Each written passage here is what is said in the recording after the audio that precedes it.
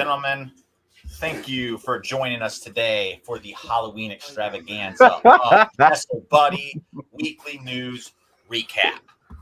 You got the 2022 Wrestler of the Year as well as AW Champion right here, John Moxley. I am joined by a very tall Grogu to the right of me.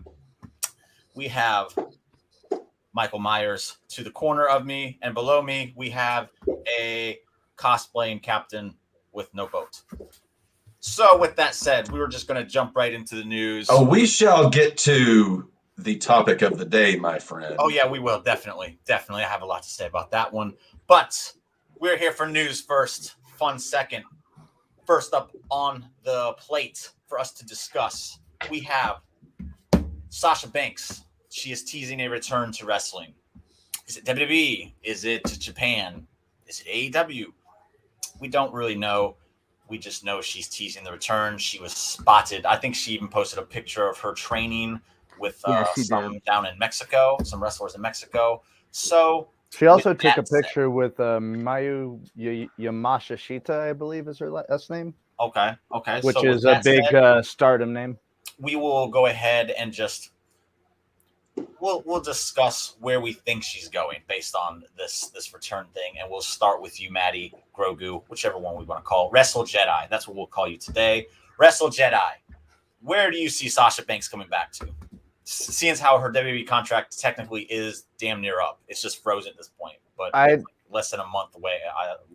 Less than a month left on it, I believe. I wholeheartedly see her coming back to WWE. That's based on her relationship with Triple H and how well that he, helped to solidify them down in NXT, the women down in NXT. Sasha Banks being one of those top tier ones as well.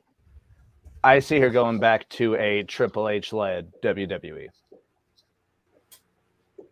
All right. And now, Tyler, what about yourself? Where do you see Sasha Banks returning and why? I'm with Maddie. I think she's coming back to WWE. He said a lot of great points. I mean, I think her relationship with Triple H and, now that Vince is not in charge, I think we're seeing so many released superstars coming back. I think she just needed time away and to do the modeling thing and, support Callisto, her friend. And now she's, what they say, absence makes the heart grow fonder. And this is a good way for her to be missed, and she'll come back very strong. So I see Sasha coming back to WWE. Okay, and now Captain David brings up a good point here. This is something I think is a possibility here. A tour of Stardom first, then back to WWE on a reworked new deal. Do you think it's possible after the news today, which I guess we could talk a little bit more on this after this. It was something I didn't have on this thing, but I think it's crazy if we don't talk about it. Shinsuke Nakamura will be wrestling in Japan against the Great Muta on January 1st, 2023.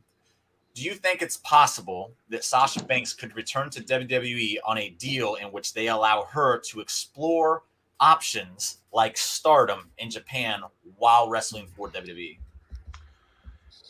If you'd have asked me that question back in June, I would have said no way in hell.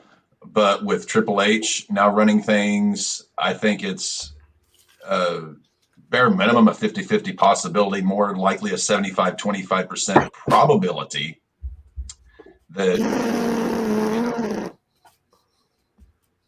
with performers like Sasha, Shinsuke being able to do work across other promotions, which for some reason Vince always hated, and I think to his detriment, especially in this day and age.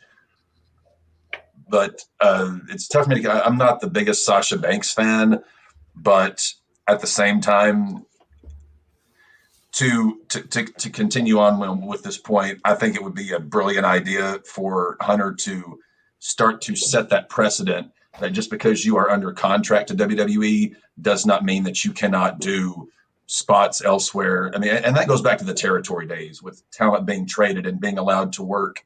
We'll give you so many dates on this guy for X amount of dollars. You keep the gate receipts, something like that, which it's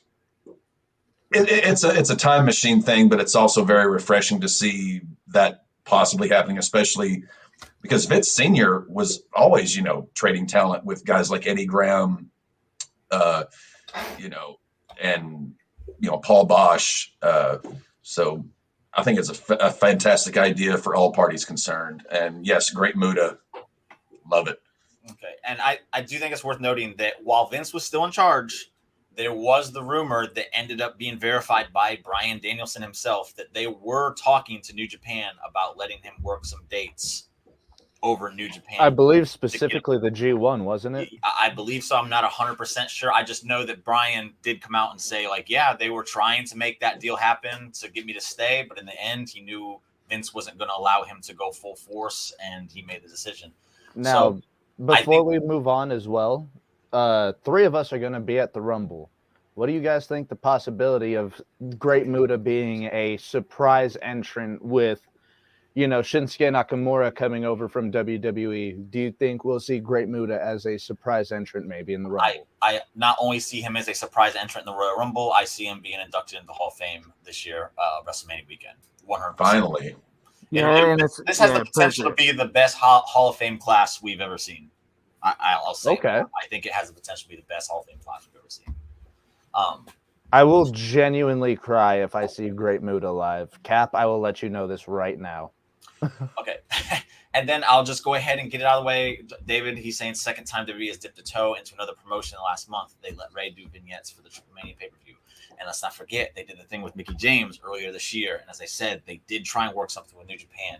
So just a quick answer from each of us, and then we'll move on to the next part of the show. With all these deals that WWE seems to be making with outside companies now, I know it wouldn't happen anytime soon, but within the next 3 years, do you think it's possible we see a WWE AEW partnership? Maddie, you first. 3 years? Within No. the next 3 years. 5 years? Possibly.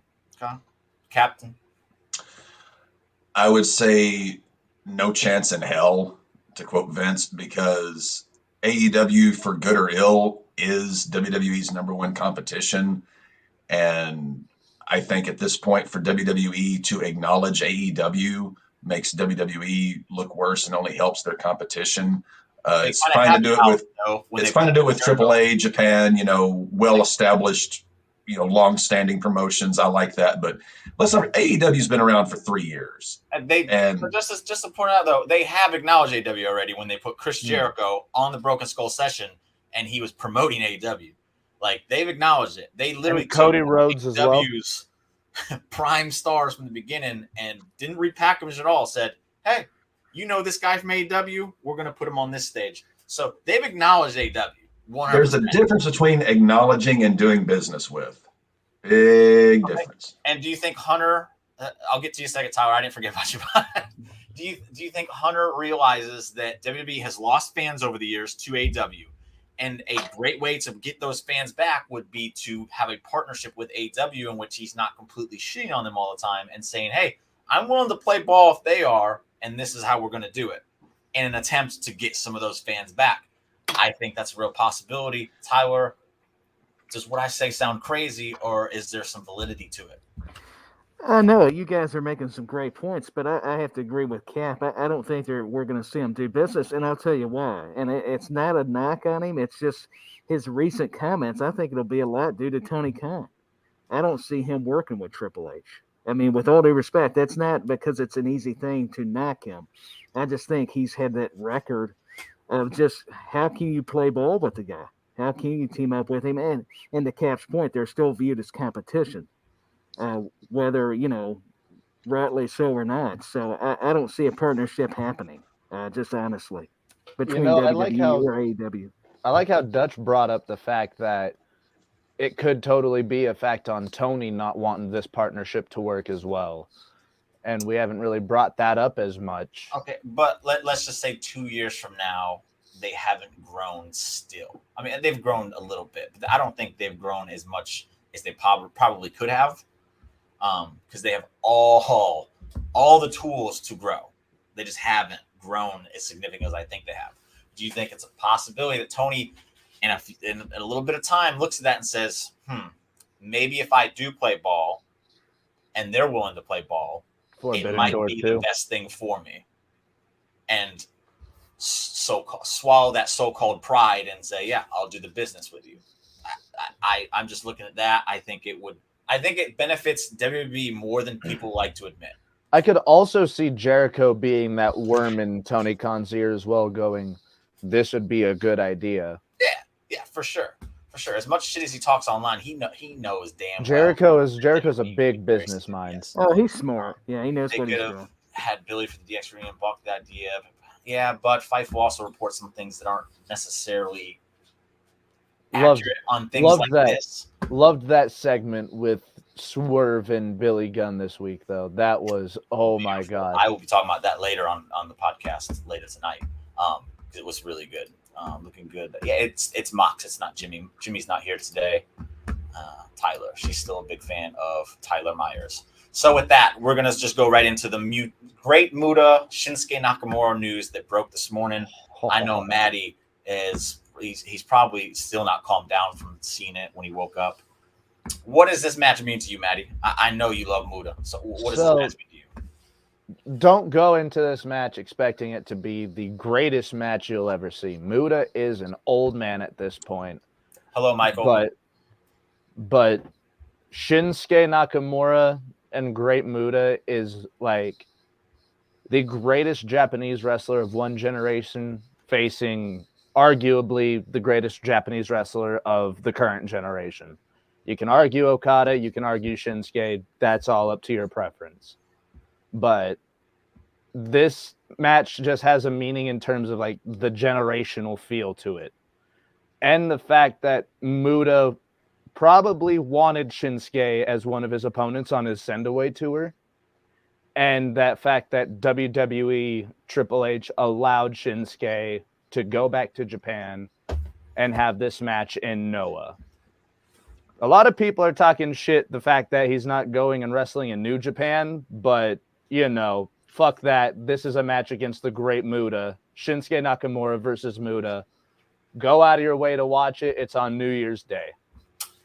And Captain, I know you're pretty well versed in Great Muta matches. Well, what do you think about this match happening during Great Muta's farewell tour, and the significance of WWE playing ball in this instance for the Great Muta? Do you think it's a respect for the Great Muta, or do you think it's just a more of a sign that WWE is willing to play ball with all parties involved?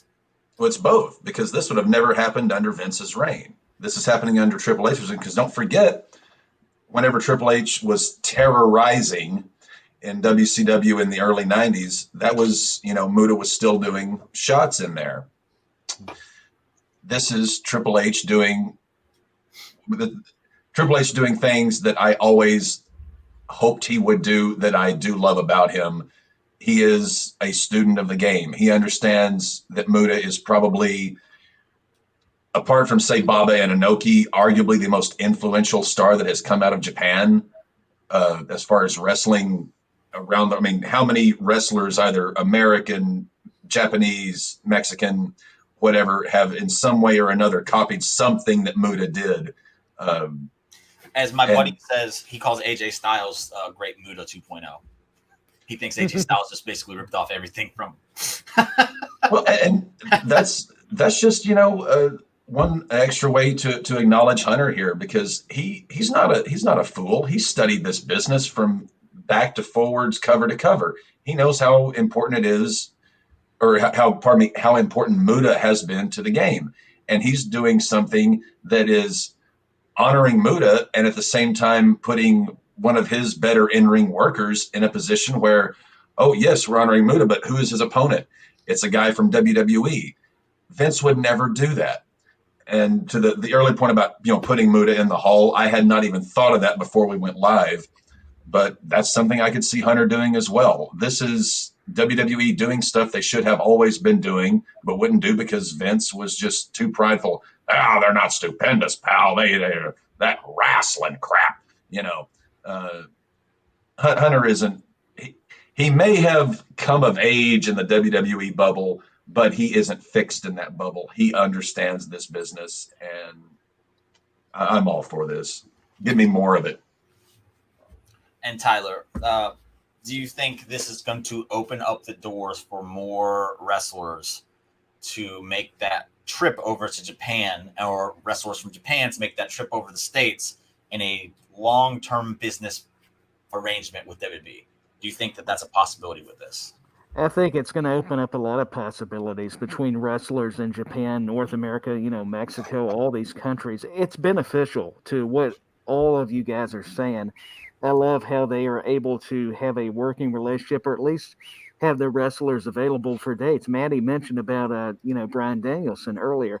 I think it's great. It's that dream match everybody wants to see between Nakamura and the Great Muta. And who's not a big fan of both those guys? I mean, especially with Muta, his history, his experience. And I think, obviously Nakamura is going to carry him, but just the aura of Great Muta, that legendary status, and he can still do some cool things. I guarantee you we're going to probably have a miss spot. I mean, you just got to have it with Muta. So that's what I look forward to. I'm as much a mark for those spots as I am some of the moves, just because it's the psychology of that character. So I'm all for it. I'm with you guys. This is going to be epic. I'm looking forward to it. Okay, and I'll just bring this last little bit up. It has nothing to do with Muta and Shinsuke per se, but we have the deal with Sasha possibly doing dates in Japan while still kind of being contracted with WWE. We have Shinsuke doing a deal with Great Muta.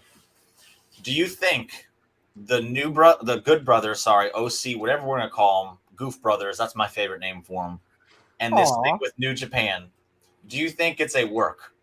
Or do you think there's real hostility building between New Japan and what the Good Brothers are doing based on their WWE contract?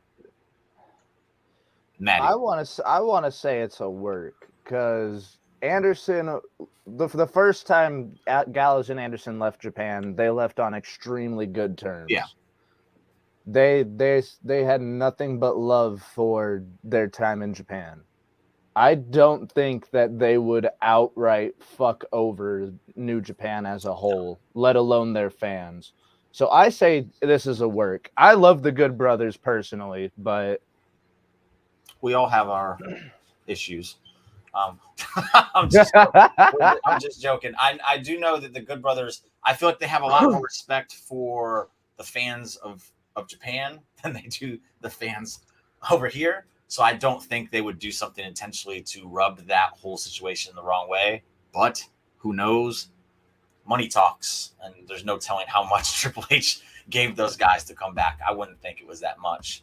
But I'll move on from that. I just wanted to get that real quick. I'm with you. I do think it's a work at this point, because Carl Anderson's kind of playing into it a little bit at this point. So. I would not be the least bit surprised if we see Carl Anderson defending that never open weight title at Wrestle Kingdom. Let's see, Carl and Doc. That's zero reason. Yeah. I don't think they're burning that bridge. I think it's they especially since without New Japan, I'm sorry, Gallows, you wouldn't have as big a name as you do now. Festus, bro, get out of here.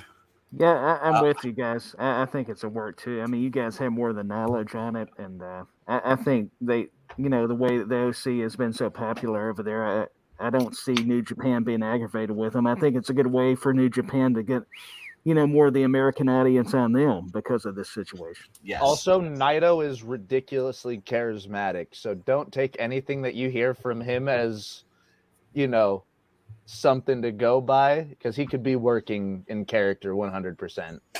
Okay, so with that, we'll move on to the next topic of discussion. AEW, my hometown. I'm the champion of this bad boy here. This little punk MJF. Are you buying the babyface turn? I know we got this phony Booker of the Year down here who has a lot to say about it, so we will go to him last. Tyler, tell me what you think, buddy. Tell me what you think about MJF possibly becoming a babyface when he was at the top of the world as the number one heel in all professional wrestling. What's your take on this? I don't like it. I think MJF is too good. He's too natural as that heel. I understand you've got to sometimes establish them and give them a babyface turn, but when it's forced, I to me it doesn't fit. I don't like it. I don't know. Maybe I'm coming out here as like Cat from an old school mentality. I just think you've got to keep him. He's the money maker. He's your top draw. He's already got the attitude. Nobody likes him. He keeps that character in real life because it's a part of him. And to me, they're kind of messing with a good thing here, a great thing. And I don't know. I just don't. I'm not a big fan of it. That's all I'm going to add because I know Cap is. He's got a lot to say, and I'm looking forward to what he's got to say. So I don't want to take up too much time. So Maddie, with MJF turning babyface, I'm assuming you watched Dynamite this past week, yes? Yeah. So did you notice him doing anything differently during his promo, in which basically I think he turned babyface? I personally think that's what it was. During that promo, did you notice anything different about the way he's acting? Or is he literally just being MJF still and just embracing the fans as opposed to shitting on them? He's embracing the fans more, but where do we also see him embrace the fans more than anywhere else? It's in Long Island. It's in the New York, New Jersey area. MJF is really good at playing up as a babyface and then making everybody just like that remember how damn good of a heel he is. I don't think he's definitely still MJF. He's playing up to the fans like he should be. But it's a work. Wait till he gets that belt, because once he gets that belt, he's going to be the absolute most insufferable piece of garbage that we'll ever see on our TVs. And I love MJF. That's just me saying that we might see one of the best heel runs with the title we'll ever see. And with that, while I was watching it, like, I was amazed at what I was watching. I'm not going to sell this short at all. I was literally amazed at what I was watching because, to me, he did nothing different. He was still that MJF 24/7 character we all love to hate. The only difference I saw was that as opposed to him talking to the fans, he was talking for the fans. It was like he was performing like a stand-up comedian. He was playing into this and giving them reason to get behind him on that. And he wasn't doing anything different. He literally just changed from talking to them to performing for them. I think that is a work of art. And I don't think we see many people in the history of wrestling that are able to do that like that. Look, just the flip of a switch just for him to be like, I'm the same guy, but now you have to love me and not hate me. So now I'll throw it over to Cap. I know you got a lot to say. I won't even give you an intro into it. Just go ahead, take the reins. What do you think about a babyface Maxwell Jacob Friedman? I'm going to limit you to 4 minutes. I am hoping in the depths of what little bit of a soul that I have left that this is some kind of work, some kind of schmaz, some kind of, Final Fantasy upteen hundred, as Maddie described, where MJF is going to remain heel. That's my hope and prayer. I've had many hopes and prayers for AEW and Tony Khan's booking, and just about every single damn time, they have disappointed me royally. Tony Khan, I understand that you are a coke-addled moron. I understand that you have never been a booker in your life. You played with a lot of wrestling figures as a child. You watched a lot of wrestling. Hear me and hear me well. If you screw up MJF and you try to turn him babyface when every single human being with multiple neurons and brain cells that are functioning can see that this guy is without a doubt the greatest heel to come down the pike in the last 40 years. If you screw that up and then AEW goes under, I will have no sympathy for you. When MJF leaves and goes to WWE and starts making even more money and gets even bigger, I will have no sympathy for you. Of all the things you have screwed up, Tony, do not screw this up. Keep him a heel. You have plenty of people in that business who are easily hateable. Chris Jericho, John Moxley, Hangman Page, the Buckaroos, Kenny Omega. All of these people are easily hateable and justifiably so. MJF is a treasure, a national wrestling treasure that we have not seen the likes of. Now, this is not unprecedented. Taker went from heel to babyface, didn't change anything he did. Steve Austin, 97, 98, made that transition, or well, 96, 97, made that transition heel to babyface, didn't change anything. Pause it real quick. The Undertaker one. I agree with the Stone Cold 100% because when it happened, I literally looked over at my girl and said, I have not seen anything like this since Stone Cold Steve Austin. With the Undertaker one, though, I don't think that Undertaker, and this is going to sound crazy, and I know, whatever, bring on the heat. I don't think Undertaker was ever over as a babyface in that manner. I think we all appreciate him and accept him for what he's done for wrestling, but I don't ever think there was a moment where we saw Undertaker and we lost our minds and popped like crazy because unless we're talking about American Badass returning for that, he came back. That big pop, but not on a week-to-week basis like I think MJF is going to be getting. You don't think 2007 to 2009 Taker? Because he was on very TV unfamiliar with that time period, so that's why I'm speaking from like things I've watched in. I was about to say if I'm wrong about the time period, because I was about to say that's like whenever he brought back the dead man. Yeah, there's a lot of that stuff in that time period I didn't watch. I'm not gonna lie, I didn't. I followed just the things that I was into. Undertaker, I've never seen him in that capacity where Undertaker's out and the crowd goes absolutely batshit crazy, except for like in his later years, the retirement years, because we only get to see him once a year and we're like, oh, we're happy to see him. But sorry to interrupt. Continue. I apologize. Well, I will finish with this. I was almost done. Mentioning Taker, the way he didn't change anything, made the turn. Stone Cold didn't change anything, made the turn. If in somewhere in that tiny little mind that Tony Khan has where he's legitimately trying to turn MJF babyface, if anyone can do it, it would be MJF because he is just that damn good. If that's what they're going with, if anyone can do it, maybe MJF can. We'll have to see in the preceding weeks and months if that's what they're going with.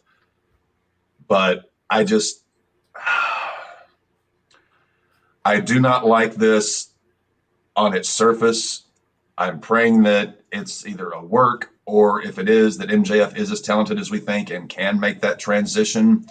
But at the moment, this decision pisses me off. And time. I'm just gonna add this to the MJF thing. When the CM Punk originally won this bad boy right here, and after his program with MJF, my thought was that MJF was returning to face CM Punk for this bad boy right here, in which we were going to get a double turn. Punk turning heel, MJF turning babyface, because MJF did what Punk didn't do, and he came back. That was my storyline that I thought we were going to see. I still think that was their plan.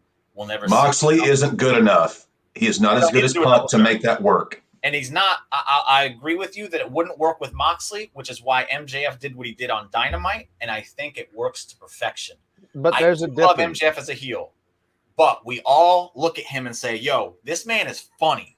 You want to laugh at this man. If he's a heel, laughing, it doesn't work. You want to laugh with him. And making him babyface, I know it's going to sound crazy, I think is the best thing they could have done with MJF. I will be the devil's advocate here for if they were to do the double turn with Moxley and MJF. If they were to do the CM Punk and MJF double turn, it would have made sense storyline-wise. Yeah. You can absolutely have John Moxley just absolutely snap by MJF kicking out of a Death Rider, 2 paradigm shifts off of a fucking apron, through a table, whatever you want, and MJF keeps kicking out. You can have Moxley just absolutely brutalize MJF to the point where he's, just basically dead. You get Moxley over as the heel that can't, or the heel that couldn't get past the fact that he couldn't put away MJF. Yeah. And then you get MJF over that way. But I can see your story. I can see it happening. My only thing is the impact. The impact of it happening with CM Punk and MJF is No, huge. that's 100% different. It's too big, and I hate that we're not even going to get it now. But I think what they did with MJF, they obviously had to change some things here because this wasn't the original match they were going to go with. They've had to change things, and based on things in the past they've changed that didn't work out so well, I actually like what they're doing this time around, because it is kind of, I don't know. I like what they're doing. I don't know if it's just MJF selling it to me because he's so damn good, but I like him as a babyface because I think he works tremendous as a babyface. We want to cheer the man, so give us a reason to cheer the man. That's I don't know why you would not do that. Like, you have an unlimited amount of money with MJF on the microphone, and if you have the fans in the palm of his hands, that's you're printing money at that point. I am 100% with Cap here on the fact of keeping him heel. Stupid. Anyways, just joking. I think Dutch is the only one that hasn't like weighed in on that aspect. No, I weighed in earlier. Yeah, he said he didn't like the idea of Mox doing it either, or MJF doing it either. Okay, I'm alone on this one, and I'm okay with doing that. I've Okay. been here before. I'll do it again. Damn it. What I'll say this. The only thing I don't like to see about this is if he's turning heel with Regal, and then Ethan Page is a heel. You have Winter is coming heel. yeah, Ethan Page is another mega heel. So I don't see that. Which if you like, if me and Captain will be going over this tournament later tonight, David. So make sure you don't miss that. We'll be Indeed. I think you'll enjoy what we have to say about this one.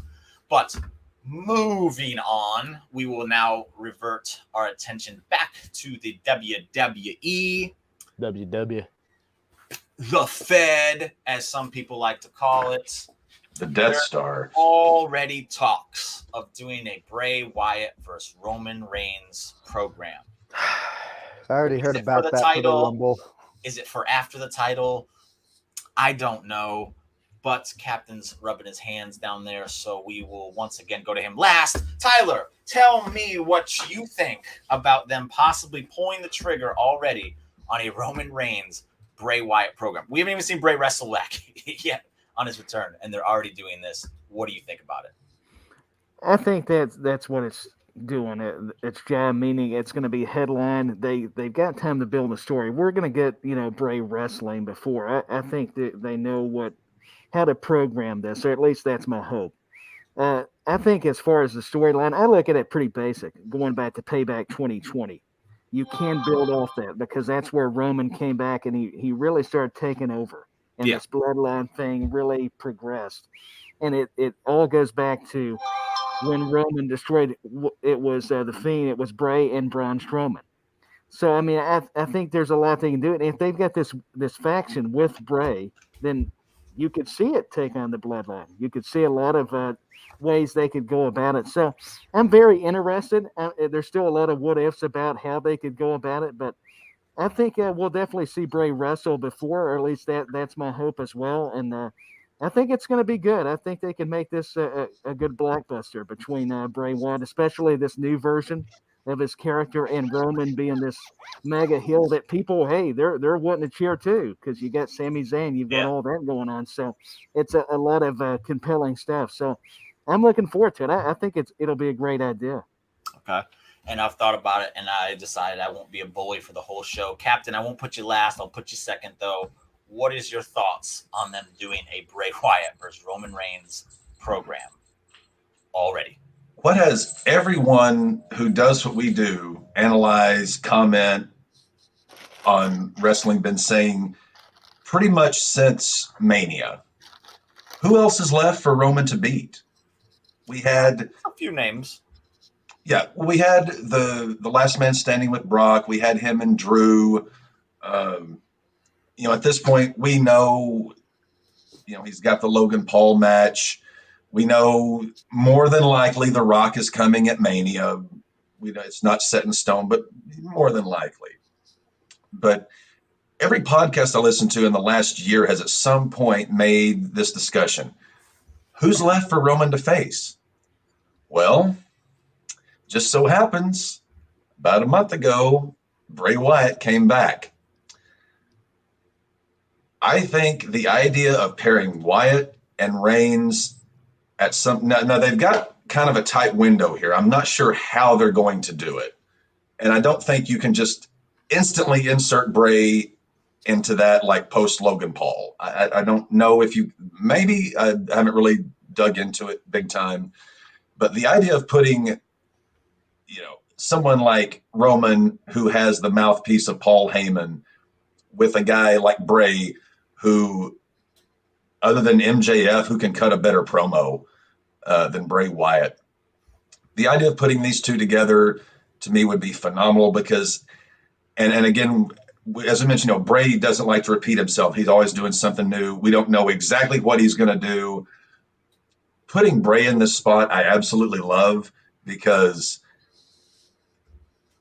Roman, apart from, like you said, Payback, having faced Bray, he's had a pretty steady line of normal competitors. Bray Wyatt ain't normal. And this incarnation of Bray, the more I'm seeing it, the more I'm loving it. This is not the norm for Roman. And what have we always, said in this business? Something that really gets eyeballs and attention is when a champion has to face a challenger unlike what he's ever had to really deal with before. Okay. Bray could provide this. And I hope we get to see it because anytime, the idea of Heyman, Roman, bloodline working against Bray, Howdy, and what the hell ever's going to come out of that lovely depraved brain of his, I am so on board for it. Okay. So just to touch on, you said who's left? We have Sheamus, we have Gunther, we have Sami Zayn, we have Seth Rollins, who has unfinished business. Did you have to throw Sami in there? I did have to throw Sami in there. You know damn well there is a story there with Sami Zayn.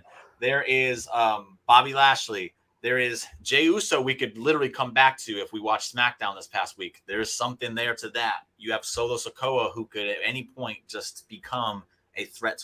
I think there's many more possibilities to go with Roman that makes sense now as opposed to just thrusting Bray into this situation because they did it before. You don't thrust, you ease him. No, but if they're already planning it, it tells me they're going to skip some of these names. And that would be a tremendous mistake because we've seen how this happened last time. I will agree with you there. To instantly jump into it would be a mistake. Okay. I would say the only way, if let's say Roman somehow keeps the belts past Mania or keeps one, then I could see it because they would be skipping over some decent names, but they don't have that star power that Bray has. So since you're saying after Mania, I'm okay with that. But anything before pre-Mania would be a mistake in my opinion. It would depend. Maddie, would you rather see this feud happen for the belts or without the belts involved? Bray Wyatt will not wrestle until WrestleMania this next year. You think so? And it will not be against Roman. I don't see that happening until possibly SummerSlam. And maybe for the belts, because my whole headcanon, Roman holding the belts for 1,000 days. In order for that to happen, he's got to hold it till about next year's WrestleMania time. I think you would have to hold it past that Mania. The next Mania. Why would you not have Bray wrestle until Mania? That seems way too long. Because he is so much better at building with his storytelling as opposed to being in the ring. I would see waiting till Rumble, but Mania, that's if you're going to have him at Rumble in any form or capacity, have him during the Rumble, have him get eliminated, and have that set up who he's facing for Mania. I think he's interesting right now without a feud. That's why I think. That's why I say someone until who can Mania. last that long without having a match or anything and still be significantly part of the show. We've currently got him working himself right now. Yeah, exactly, and it's got everybody intrigued. We're introducing everything right now. Yeah. We're just getting to Survivor Series next month, but in order for Bray Wyatt to perfectly get over this new character and everything that's going to be working with it, don't have him wrestle in the ring until WrestleMania. And I would not and I would have his program with Roman be for the belts for the sole purpose that he still has the fucking belts until the next WrestleMania. I think you could still make it about the belts if Roman didn't have the belts, because he could basically be Roman's first challenger after he loses the belts and be like, I've lost everything and here I am. You've lost everything and what are you? You took that from me and now I'm here to finish you. Yeah, off. revel in who you are. Yeah, you definitely like have stuff to work with. But with that, we'll just transition into the next topic here. Uncle Howdy has debuted on I love that SmackDown. mask. Oh, I love that mask. Maddie, do you think Uncle Howdy is being played by Bo Dallas? They could have easily put that earring onto the mask. Just to play into fans. Just as part of the character of who Bray Uncle loves Howdy doing that is. more than anybody. I was about to say. And you internet sleuths, I fucking tip my hat to you. You guys are impeccable. There's so much shade and shadow in that vignette that the fact you saw that earring, I applaud you. But Uncle Howdy is played by Bray Wyatt. I don't think that we will see Bo. We will see Bo Dallas. But Bo Dallas is not Uncle Howdy. Uncle Howdy, I am 150% certain, is Bray Wyatt himself. Okay. Which is why you never hear Bray talking while Uncle Howdy's on screen. Okay. Voiced by, but not played by. Okay. Is that what you were? No, because you never like Bray stops talking the moment Uncle Howdy's on screen. Like you never cut back to Bray. Bray's never seen or heard from again after that part where Uncle Howdy's there. So until we see otherwise, I am under the assumption that Uncle Howdy is Bray Wyatt. Okay, and just before I get on with that, Ethan Wark is a face, so he's got that. Ethan Page is phenomenal. You'd have to build him up though to put him in a position with MJF in a title match. In my opinion, with his promo ability, I think it could easily happen by Winter is Coming. You think so? He'd have to turn face like Wednesday though. Yeah, Start saying "fuck the firm" before. They've never done anything with Ethan Page to make me believe that he's a contender, so they'd have to build him up. That's me. I love Ethan Page. I think he's great, and I think he could be a big time player for them. Have him beat Powerhouse Hobbs. I know it would piss a lot of people off, but do it. But to touch on what you're saying, how you've never seen them to like on the screen together like that. I think that plays into the Uncle Howdy is his inner demon talking to him. I think that's why you never see them together. And I also think that Bo Dallas, with them being brothers, it's very possible that Bo Dallas could do some voice manipulations to kind of give it the Bray Wyatt like touch. I think that's a possibility right there. And with what David says right there, yeah, there's nothing about Bo being signed yet, and there's been talks for a while. It could be something as literally small as like, hey Bo, you want to do these things for me real quick? I'll get you some paydays. You don't have to sign anything. You're just literally making these little videos for me. It could be something as small as that. I don't think Uncle Howdy is Bray Wyatt though, because facial hair. It's a mask. It's a mask. Uncle Howdy, he has that's skin, bud. Bro, no, go back and watch it because you will see his lips moving underneath the opening. I'll go back and look at it right now as Captain. Go ahead and give me your take. Do you think Uncle Howdy is Bo Dallas? If not, who do you think it is and why? There's incredible evidence, as Maddie pointed out to the folks on there, that it could very well be Bo. It wouldn't shock me if it is. It wouldn't disappoint me if it wasn't. Again, you never know what kind of what Bray Wyatt's got cooking in the stew pot. You just never know. And if it's like like you said, where it's, hey, Bo, want to come in and do some shots here, I could see that. At this point, all that matters is what Uncle Howdy says rather than who he is, because with keeping them under a mask, you retain that ability. You retain that ability to unmask them at whatever point you decide to, and it can be whomever within reason. I mean, it can't be like, you know, Plowboy Frazier coming in under a Lone Ranger mask, but within reason, it could be anybody. Okay. But at this point, it doesn't matter who Uncle Howdy is. It just matters what's coming out of his mouth, because at this point, it's still, as Maddie said, Bray working himself. And however they decide to go, we don't know how it's going to manipulate and meander and whatever. But if it is Bo Dallas, I'd be happy with it, just to get another, member of the family in, because I've always, liked Bo Dallas a decent amount. I believe in Bo Dallas 100%. You believe in Bo Dallas? 100%. I love Bo Dallas. Bo Dallas is really good too. I'll post this up. I would love it if he is. I wouldn't be disappointed if he wasn't. I see what you're saying about the mask over here on the cheek. At minute 4. At minute. Oh, if you really want to take a look at the chin, start at the moment that he comes onto the screen. His mouth doesn't move at all, but you see everything else moving.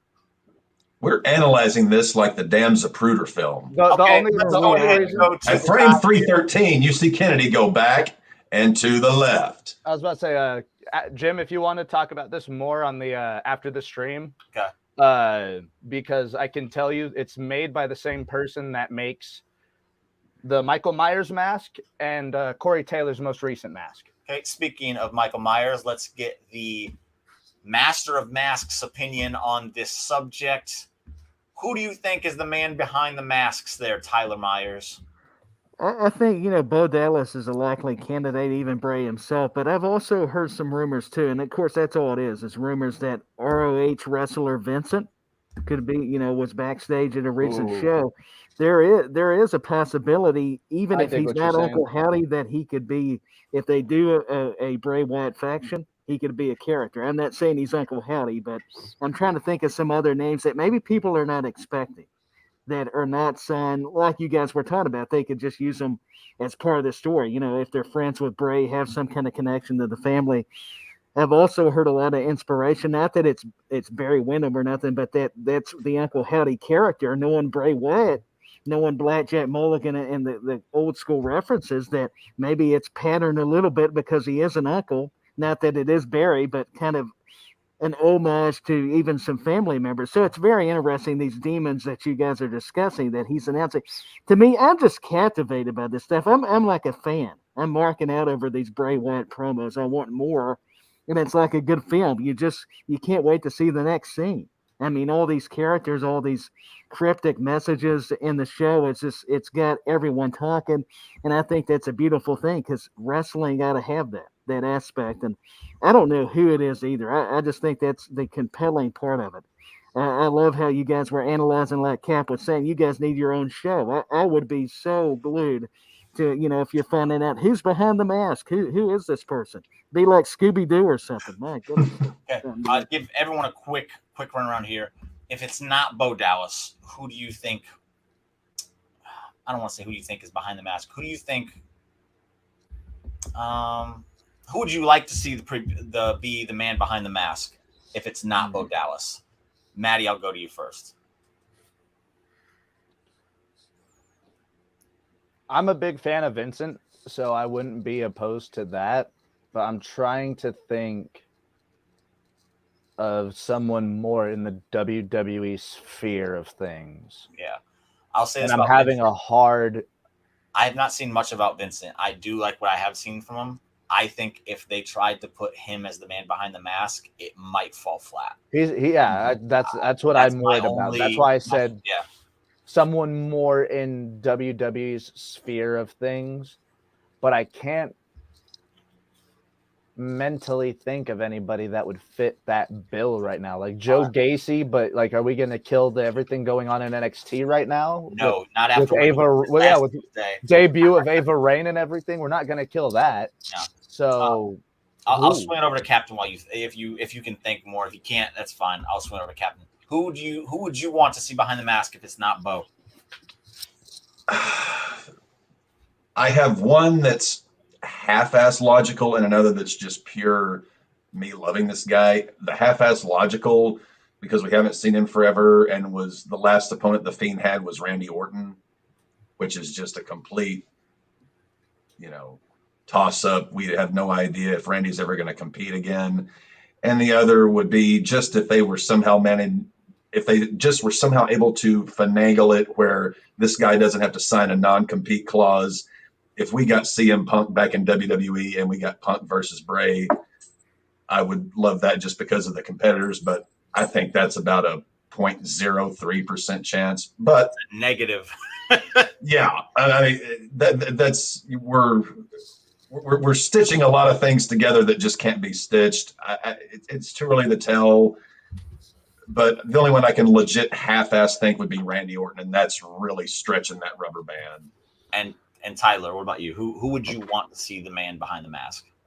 That's one would fall flat. I think what you guys were saying are a lot better choices. It's such a tough question to answer. I'm even thinking it. I don't know what his deal is right now. He's done a lot of independents, even AEW shots, but was part of the Wyatt family. What about Eric Redbeard? Would that make any sense, or probably would fall flat too? I think it would fall flat as well. Yeah, it would. Because they tried multiple times to kind of get Rowan over on some things, and it just never worked.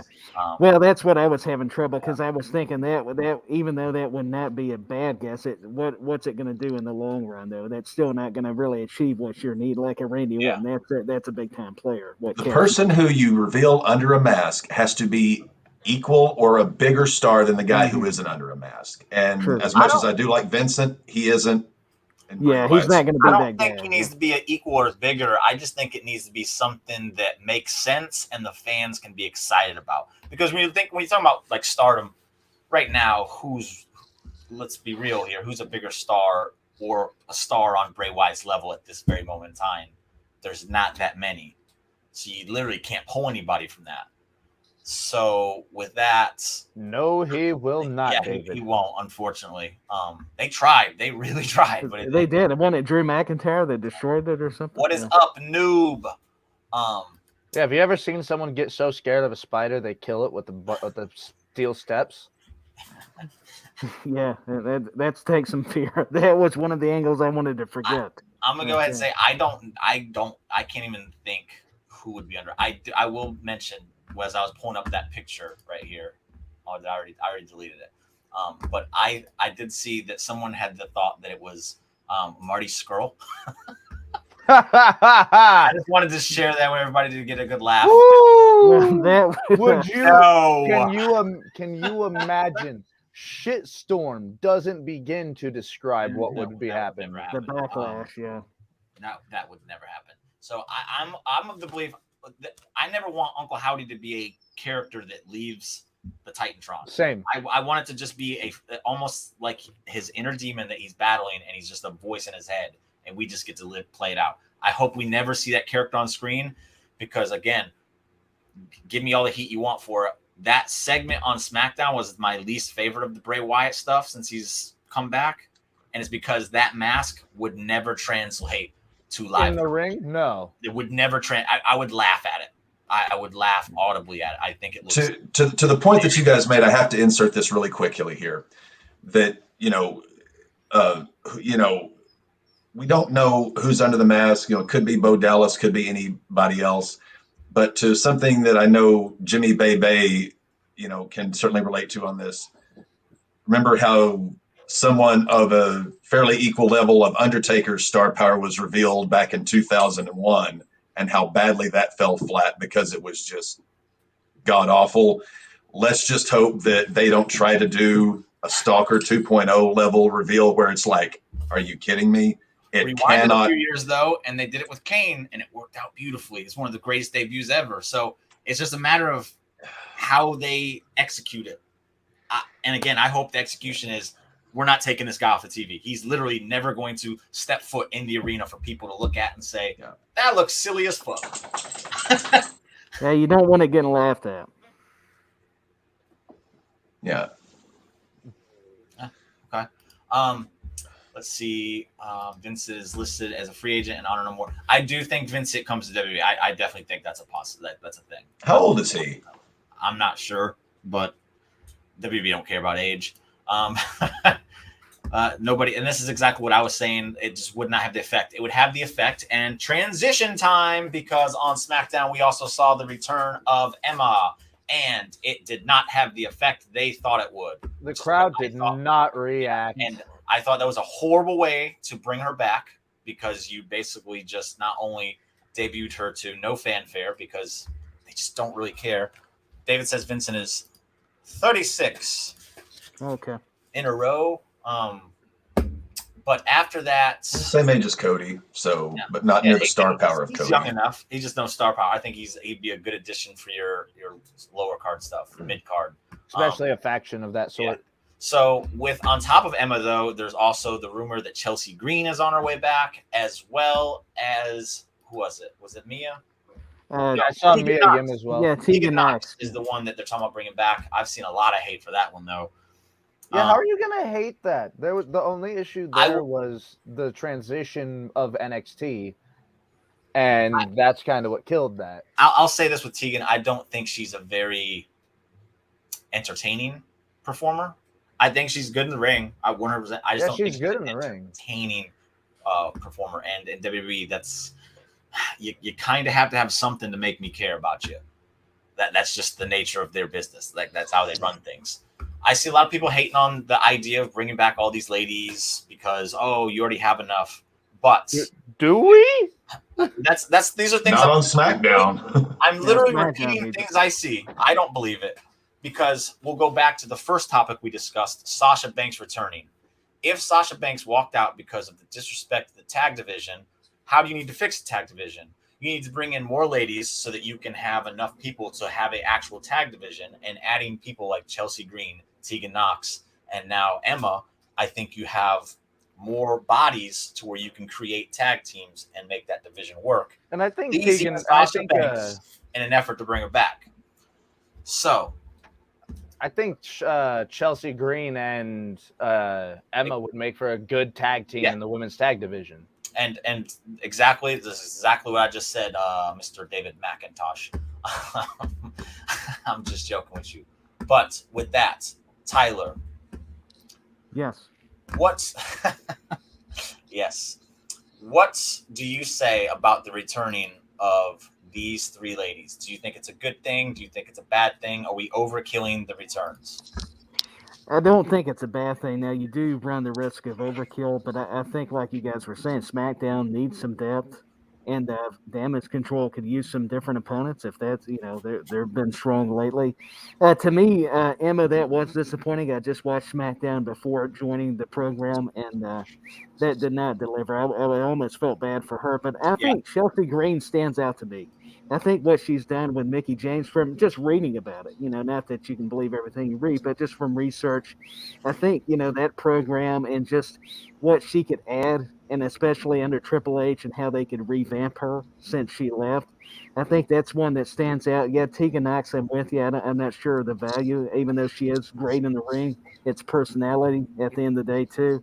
But I think they do need a lot of women. I think if they're smart, if they have a chance, what about Peraza? That's somebody that I think if Triple H, if they could bring her out of Impact, I mean, that's probably going out a little bit, but I'm trying to think of some of the other options they have once contracts are up. I'll say this first and foremost. Thank you for agreeing with me on Chelsea Green. I see her get way too much hate. I am of these three, she's the one I'm the most excited to see back in WWE. She's got the most charisma of the three. I think she has something to her. And she blesses our screens too, and thank God for that. So with that, Captain, do you see these three? There is the rumor I saw that there's a possibility that this could end up being a faction of sorts. And because factions are the new craze in WWE, they are building them up left and right. We don't have one to take on Damage Control. A faction of outsiders coming in. They're all Tegan Knox wasn't, so that wouldn't make sense. But bringing a faction in, they're all coming in together. Do you think it's a possibility that they lump these girls together? It's more than possible. And to your point that you made a little bit ago, are they overkilling it with the returns? There's no such thing as a bad return if it works, but if they don't, then they fall flatter than a pancake. They have got to bring in some more women, A, to bolster SmackDown, B, to bolster the women's tag team division. But let's not forget option C, which is where You already have a plethora of women's talent, but you don't have this ridiculous brand split. And then you've got a roster full of phenomenal performers. They are in this spot by their own making by still having this ridiculous brand split. I'll cut you off there. The brand split is perfect for them because of the size of that roster. We look at what happens on AEW and all those people that get lost in the shuffle. It's because they don't have a brand split, and everybody has to get in on that one show. A brand split allows people to get opportunities that you would have never seen happen. Edge, I go back to this all the time. I don't think Edge ever breaks through the mold without a brand split, which would have been a crime against humanity. 100%. I don't think it happens. He would have never got the opportunity. So, well, I know, Jimmy, I know you don't drink, but let me throw this analogy out there. Do you like your whiskey neat, or do you like it watered down to the point that you can barely taste it? The brand split waters things down. How does it water it down, though, if it's giving more people opportunities? You're allowing fans to get a greater experience because they can appreciate more wrestling as opposed to just the same faces over and over and over. Yeah, I've always been a big component. Because it makes your overall product weak. When you're having to fill TV time with guys on a weekly basis that otherwise wouldn't be getting a job. If you're able to build more stars though, on two separate shows, there's only so much room.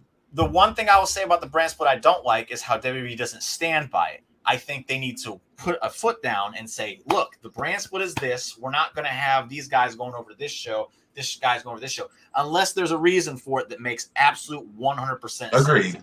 Like the Saudi thing, they needed to bring people to SmackDown because they didn't have bodies to have a show. Okay, give me people on SmackDown because I understand what you're trying to do.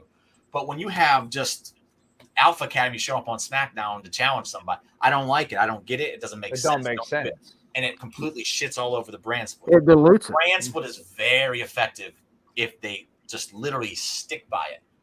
Because again, there's so many people that are not going to get opportunities if not. And I think some of those people are people that we would have never thought were like, hey, I'm a big fan. Sami Zayn would not be getting the opportunity he has right now if there was no brand split. The cream always rises to the top. Brand split or no. WWE, it doesn't, because politics are a big thing. Big thing. And I think David will agree with me on that one 100%. WWE fans used to hate factions. And to be fair, I still do hate factions. I want factions that make sense. I love factions. They have to make sense. Don't throw them together just for complete nonsense. Yeah, there has to be logic. Have very few of them, but make the ones that you have legit mean something. What I don't like is throwing people into a faction just because they look the same. Or because you have nothing else to do with it. Oh, well, just toss them in with whomever. No, the amount of people going, they should put Carmelo Hayes with Hit Row. Why? What sense? Carmelo Hayes is a star on his own. Yeah, I was about to say, what sense does that make to bring him up to put them with?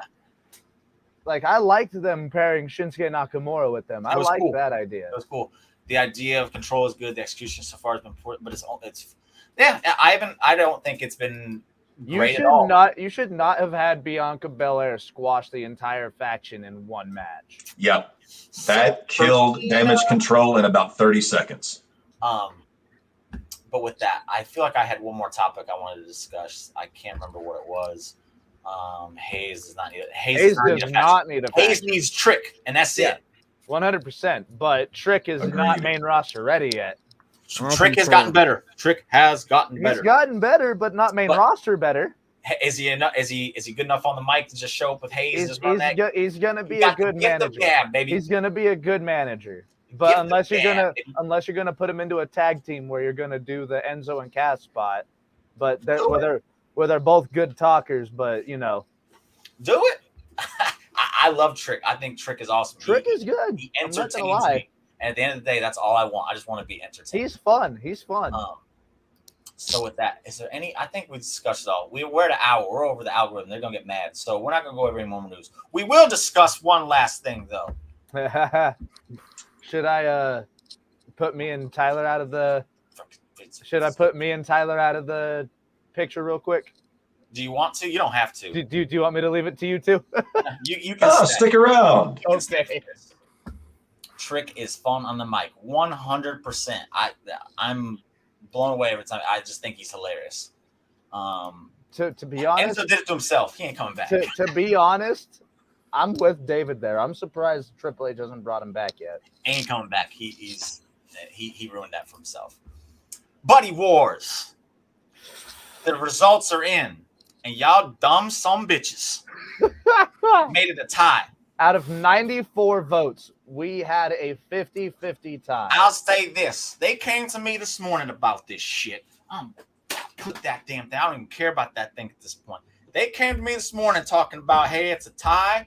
We have an idea for a tiebreaker. This is how we're going to do. We're going to decide the winner. Well, Nick, you ain't here to defend yourself. You coward.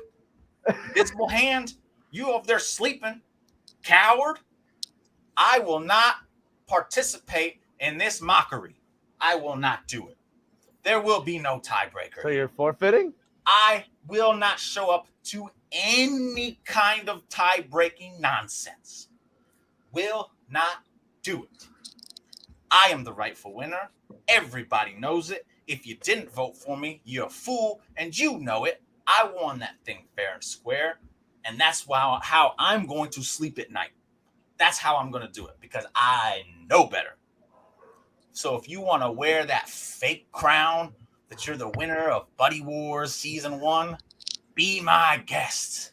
It was a tie. It doesn't mean shit when I refuse to show up for a tiebreaker. And just to let people know how serious I am. Y'all love the Raw recap, right? We all love the Raw recap. Done. I ain't doing it. I ain't going to be there tomorrow. I ain't doing the Raw recap. That's how not much nonsense this has been. That's my piece on it. That's my word on it. Make sure you turn on Drip King of Wrestling on YouTube later tonight. I have a show where we're going to be discussing the new tournament for AEW. It'll be a fun show, and it's myself and the Booker of the Year down below. We're going to go over that. It's going to be a good time. But with that, I ain't doing this Buddy Wars nonsense. I ain't even returning for Season 2. How about that? No Raw recap, no Season 2, fake crown going on the captain. That's my word. Speaking of Season 2 of Buddy Wars, fans, get a hold of Nick, because that is going to be your way to get entered into next seasons of Buddy Wars. Season 2 premiere, you're going to be facing me. And there's a new spot that just opened up. Other than that, he says, there's no Captain's Raw recap either. The show is canceled. If I ain't on the Raw recap don't happen. That's my baby. That's my show, and it will not be tainted. It's done data until somebody rights this atrocious wrong. So now here's the time for y'all to go plug whatever it is you need to plug. And again, Buddy Wars Season 2, we're accepting fan applications.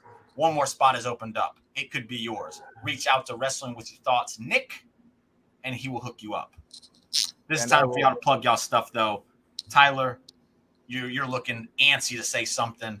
Yeah, I was going to plug the Halloween, the original Halloween film. No, I'm kidding. I'm going to plug, of course, Wrestle Buddy, Geek Buddy, and the Rewind Wrestling Radio podcast. All the podcasts. I'm sure I'm going to forget one, so forgive me. And of course, this great podcast, the Weekly News. Just privileged to be with all you wonderful panelists, and it was a fun time. I always learn something, guys. You even got a little rubber string to go with it. Captain, plug away. Don't plug no Captain's Raw recap, because it's not going to happen. That's a pipe dream that old David McIntosh thinks going to happen. It's not going to happen. No, just being the historian I am, I'm going to throw a little something your way, Mr. James. 1904. You're muted. You call me James for the last time, sir. You are muted. Where's this button at? It's gone. What the hell? Muted. Maddie, what you got to say? Plug away. Next month, we are going to be trying for the first time Buddy Series, War Games. There are 3 teams of Wrestle Buddies. We are going to see how the hell this will work. I'm planning this out. We'll find out how we're going to do Buddy Wars Season 1. Don't you guys worry about that. But the table coming up next Saturday. And not only that, Nick and I have solidified the lineup for the 7 episodes of Take Over the Table. So we are more than excited about that. Other than that, quick, just as quick as you possibly can, explain what Take Over the Table is. So we have 7 episodes for you guys. We're basically going to do what we've been doing with Captain, and we're going back in time and watching the history of NXT takeovers. Gotcha. Much like we're doing with WCW, the rise and the subsequent fall of WCW, we're going to be doing for season 1 the rise of Black and Gold.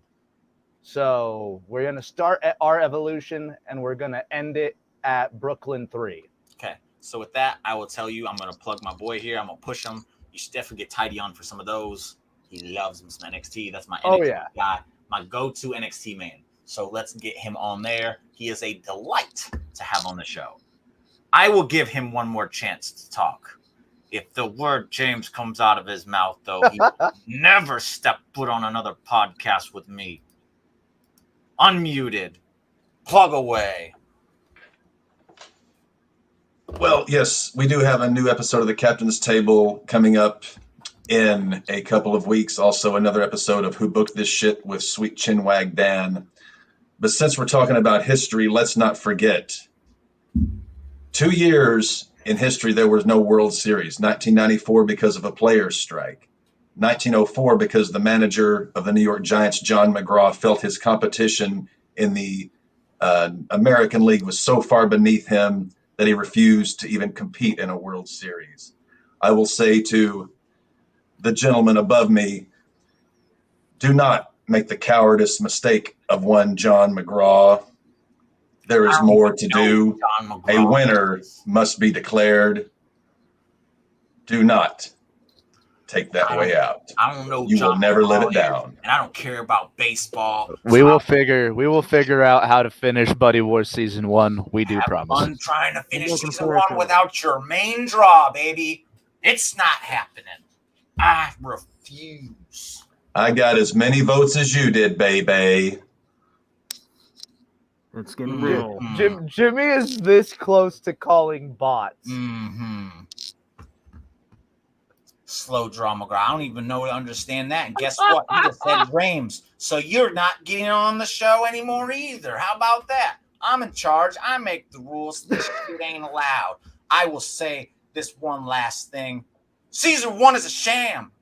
It's paper champion. Season 2, you lost your draw. I will not be there. I will not partake in this nonsense until the wrong has been righted. And that's clearly crowning me the champion of season 1. I won it. I won it fair and square. I won it. Give it to me now. And with that, I will say goodbye. We're in the